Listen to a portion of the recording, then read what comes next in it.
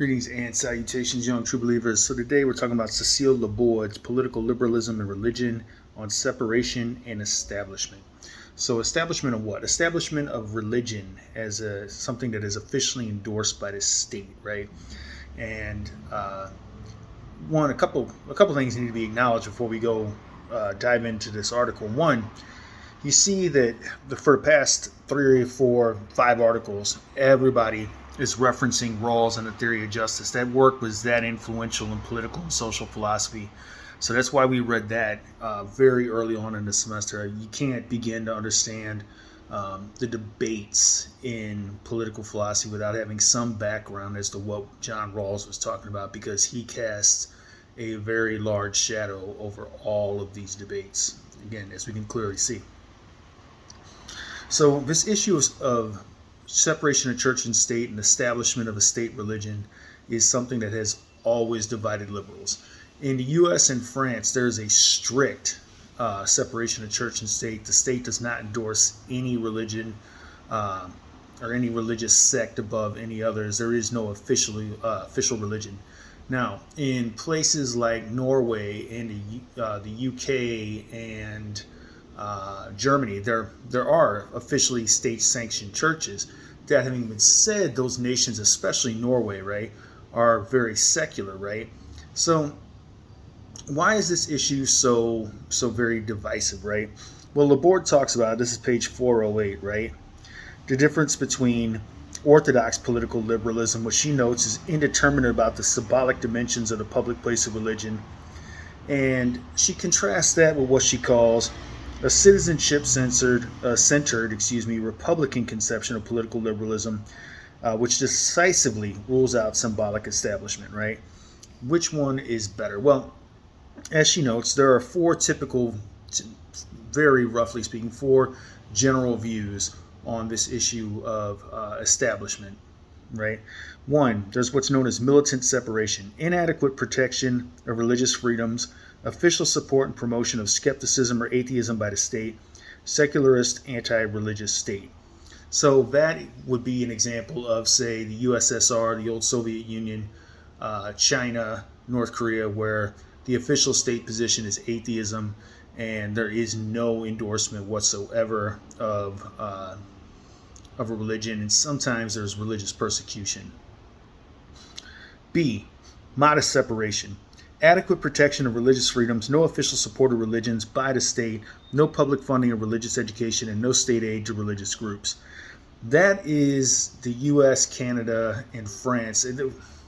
Now, it should be noted, under the George W. Bush administration, there was a policy known as faith-based initiatives, which was extremely controversial if you guys were too young to remember at the time, because it seemed like this is a violation of this the separation clause of the First Amendment.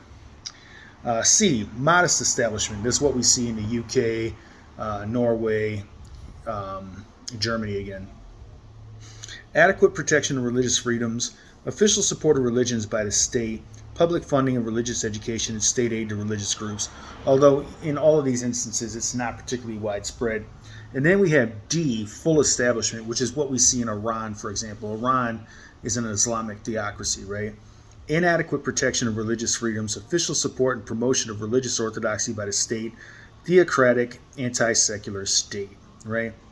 Now, Laborde notes that A and D, right, that is to say militant separation and full establishment, are incompatible with liberalism. Now, again, liberalism in the sense that we talked about it, not in terms of progressive policies, but in terms of a nation state that is secular and has a capitalistic economy, right?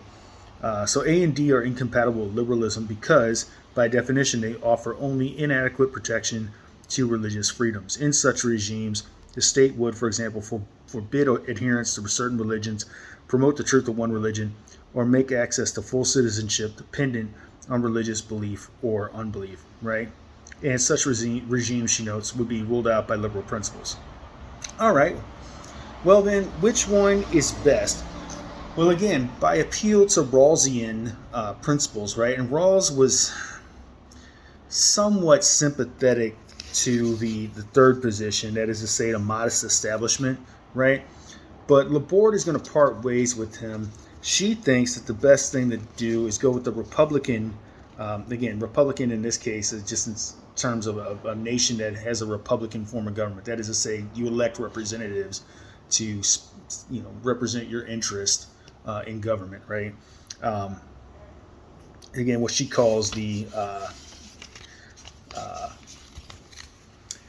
citizenship Republican conception of political liberalism. She endorses that because she thinks that even a modest establishment, is essentially, it's tantamount to telling certain members of your society, right? Those who are not, say, members of, for example, in Germany, a Lutheran church, um, that you really don't represent the mainstream of the citizenry in this nation, right? You're a perpetual outsider. Uh, and while you have rights and you are certainly a citizen, there's always something uh, that is second class about you, right? So, again, uh, Laborde is much more partial to that second view that we talked about, which again was modest separation, right? And she notes, this is page 417. Republican political liberalism does not merely expand the scope of public reason to include within it questions of legitimacy and citizenship as well as justice.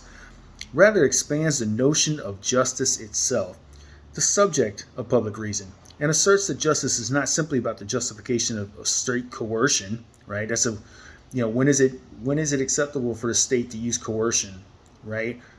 It's a big debate, obviously, and its greatest manifestation happens to be in these debates about what's the appropriate use of police force. Um, so justice is not simply about the justification of state coercion and the distribution of basic rights and opportunities, but it's also, it being justice again, is also about the fair distribution of more intangible forms of social recognition, what she calls the Rawlsian social bases of self-respect. The separation establishment debate is one, but not the only area of public life to which this hitherto underdeveloped Republican dimension of Rawls theory can be fruitfully applied. It helps us understand why, on what I call the Franco-American view, again, that view of separation of church and state, right? The symbolic establishment of religion is wrong.